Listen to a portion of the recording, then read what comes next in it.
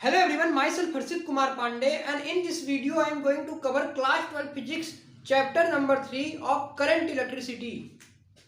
यानी इस वीडियो में हम करंट इलेक्ट्रिसिटी चैप्टर को कवर करेंगे, जिसमें एक आपका डेरिवेशन होता है, उसको हम डिराइव करेंगे। क्या डेरिवेशन है? R is equal to ml upon n e square tau A. इसको हमको क्या करना है? डिराइव करना है। यानी इस वीडियो में हम क्लास 12 के फिजिक्स के चैप्टर करंट इलेक्ट्रिसिटी, जो कि आपका चैप्टर है, इसका एक इंपॉर्टेंट टॉपिक रेजिस्टेंस की वैल्यू को डिराइव करना, ये हमारा मेन एम है। तो जैसे कि हम जानते हैं कि अगर हम ड्रिफ्ट करंट की बात करें तो क्या होता है? I इक्वल टू VDE और ड्रिफ्ट करंट किसके कारण से होता है? तो ड्रिफ्ट करंट प्रोड्यूस होता है due to electric field. Electric field के कारण जो प्रेजेंट होने वाला करंट है उसका नाम होता है ड्रिफ्ट करंट ना। तो हम जानते हैं कि I इक्वल टू होता है क्या? I इक्वल टू होता है, इसकी वैल्यू होती है क्या? ये है आपका ड्रिफ्ट करंट। तो हम जानते हैं कि I इक्वल टू होता है VDE और VD की वैल्यू होती है EV/ml टाउ, या हम इसको कहीं कहीं EV/L को हम E यानी इलेक्ट्रिसिटी होता है V/L की वैल्यू, तो इसको हम लिख सकते हैं E/m टाउ। तो VD की वैल्यू ये भी हो सकती है, ये भी हो सकती है। तो जैसा कि हम जानते हैं कि I इक्वल टू क्या होता है? V ना, VDE ना। तो हम VD की जगह ये वाली वैल्यू को पुट अप करते हैं, जिसको हम इक्वेशन 1 मानते हैं। यानी हम क्या करते हैं? Putting the value of VD is equal to, putting the value of VD in, इसको इक्वेशन नंबर 2 मान लो, इसको 1 मान लो, इसको इक्वेशन नंबर 2 मान लो। देखो ये आपका इक्वेशन नंबर 2 है और इसको हम इक्वेशन नंबर 1 मान लेते हैं। तो putting the value of VD in equation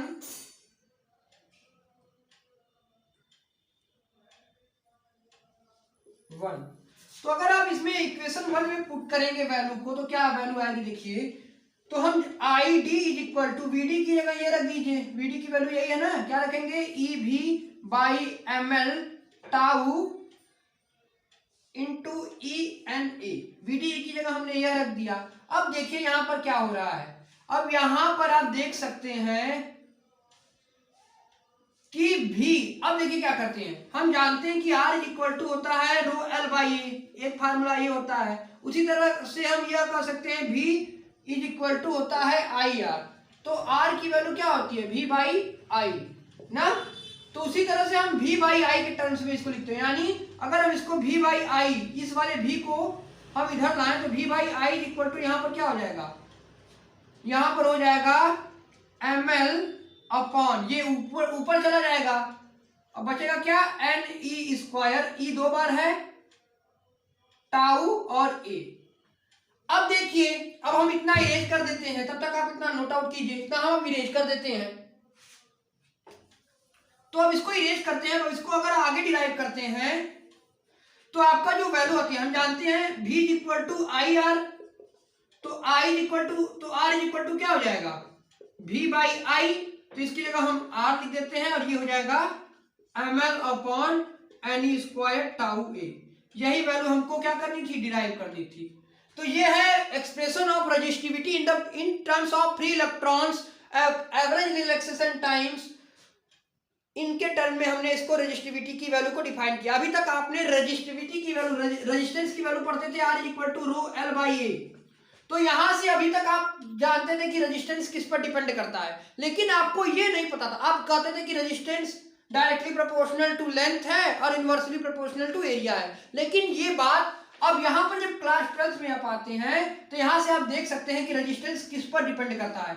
number of free electrons per unit volume पर डिपेंड करता है, एवरेज रिलैक्सेशन टाइम पे डिपेंड करता है, एरिया पे डिपेंड करता है, वही लेंथ पे तो डिपेंड करता है। यानी आप ये अब कह सकते हैं, यानी जो रो की वैल्यू यहां पर क्या आ गई? रो की वैल्यू यहां पर आ गई m अपॉन NE² टाउ। ये देखिए रो की वैल्यू आ गई, रेजिस्टिविटी की वैल्यू। ये क्या है? Value of resistivity VT। अब आपको पता चला कि रेजिस्टिविटी की वैल्यू क्या होती है। क्लास 10th में आप पढ़ते थे R equal to rho L by A. अब यहाँ पर रो की वैल्यू यहाँ पर आपको मिल गया, क्या है, m upon n square tau. तो this is the power of physics, you and realize, यानी यही है फिजिक्स का पावर। देखिए आप क्लास 10th में R equal to rho L by A पढ़ते थे, लेकिन 12th में पढ़ते हैं R equal to ml upon n square tau है। यानी यहाँ पर आपने रेजिस्टिविटी की वैल्यू को भी यहाँ पर आप क्या आ गया। तो ये है क्लास 12th की फिजिक्स। उसी तरह देखिए एक होता है, कभी आपका पूछ लेता है कि वो क्या होता है, मोबिलिटी क्या होती है। मोबिलिटी क्या होती है, तो ratio of drift velocity upon electric current is known as mobility. तो उसको भी हम चलिए यहीं पर डिराइव कर देते हैं कि expression of mobility of charge carrier, mobility क्या होती है ना। तो इतना आप तब तक नोट आउट कीजिए। तो आई होप ये आपने नोट आउट कर लिया हो गया कि कैसे हमने इसको डिराइव किया, R equal to ml upon n square. सबसे पहला स्टेप हमने क्या लिया कि I इक्वल टू हम जानते हैं कि VDE होता है। ID क्या है, एक प्रकार का ड्रिफ्ट करंट है जो कि इलेक्ट्रिक फील्ड द्वारा जनरेट होता है। तो हमने I इक्वल टू VDE होता है ना, हम जान गए। अब हम जानते हैं कि VD इक्वल टू होता है EV बाई ml टाउ, या हम इसको लिख सकते हैं E स्मॉल e। देखिए E यहाँ पर रिप्रेजेंट करता है चार्ज को, यानी यहाँ पर आपका चार्ज भी हो सकता है। जैसे इलेक्ट्रॉन लाइक पार्टिकल की बात करें तो यहाँ पर हमने E लिखा, वही अगर चार्ज की बात करते हैं तो यहाँ पर हम Q लिखते हैं। इसको हम इस तरह से भी लिख सकते हैं QE बाई m टाउ, लेकिन हम इलेक्ट्रॉन लाइक पार्टिकल के लिए बात कर रहे हैं इसलिए हमने यहाँ पर E लिखा है, ठीक है।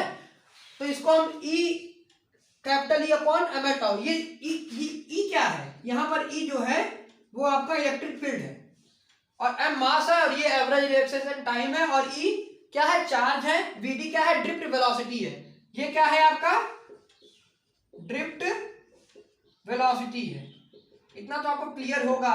E क्या है, चार्ज है, यानी हम इलेक्ट्रॉन लाइक पार्टिकल की बात कर रहे हैं तो E को हम क्या लिखते हैं, चार्ज लिखते हैं ना। तो यहाँ पर हमने E लिखा है।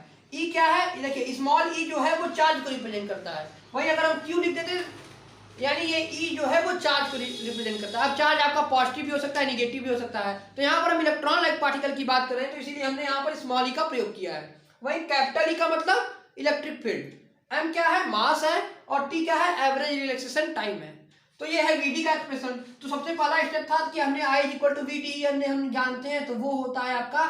सबसे पहले आप क्या करेंगे, हम देखिए सबसे पहला स्टेप आपका होगा इसको डिराइव करने के लिए I इक्वल टू VDE ना, ये कर दिया।